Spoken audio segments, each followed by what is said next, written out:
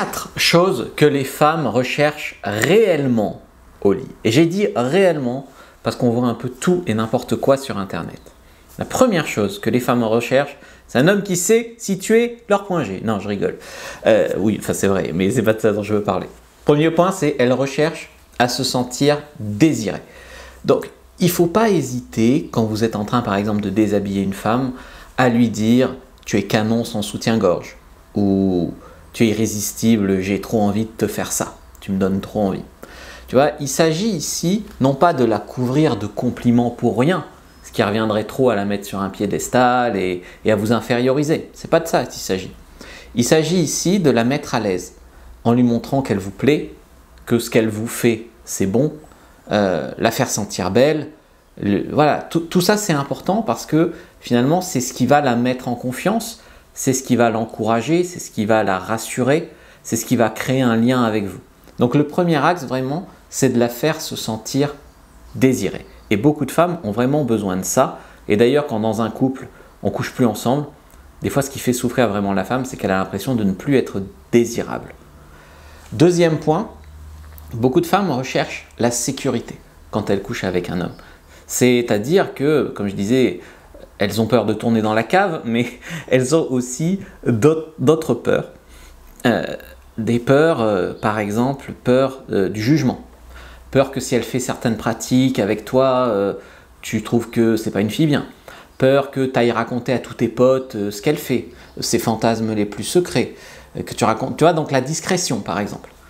Donc il faut rassurer sur le fait que vous serez discret, sur le fait que vous n'allez pas la juger, que ce n'est pas parce qu'une fille se lâche au lit que vous allez la considérer comme une PUTE, voyez. Donc il faut la rassurer. Il faut rassurer que vous ne jugerez pas sur les pratiques, que vous ne raconterez pas tout à vos copains, que tout ça. Il faut qu'elle puisse se sentir globalement en sécurité au lit avec vous. Et ça, je pense qu'en tant qu'homme, c'est pas quelque chose auquel on est instinctivement très sensible. Enfin, nous, on n'a pas ce problème-là pour beaucoup, donc on ne s'imagine pas que les femmes peuvent l'avoir. Mais pour les femmes, c'est un point principal.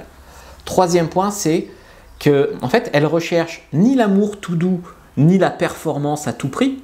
D'ailleurs, c'est rare qu'une femme raconte tout en centimètres ou en heures, d'accord? En fait, ce qu'elles veulent, c'est un mec qui est capable des deux. C'est une alternance. Des fois, changer de rythme. Des fois, elles veulent du tout doux, des fois, elles veulent du beaucoup plus bourrin, des fois, elles veulent à des moments se sentir dessus-dessous, dominée-dominante, douceur-bestialité. C'est l'alternance de tout ça, en fait. Et ce n'est pas que la performance. Que la performance, c'est dans les films que tu regardes tout seul sur ton ordi, dans la honte. Mais voilà, ce qu'elles veulent en vérité, en premier lieu, je dirais, c'est un mec qui n'est pas égoïste au lit. C'est un mec donc qui s'intéresse à leur plaisir, qui met un point d'honneur à ce qu'elles prennent du plaisir au lit. Donc qui n'est pas égoïste ou auto-centré au lit, qui ne veut pas juste tirer son coup, pour qui le plaisir de la femme passe en premier et qui le lui fait bien ressentir. Tu vois, ça c'est important.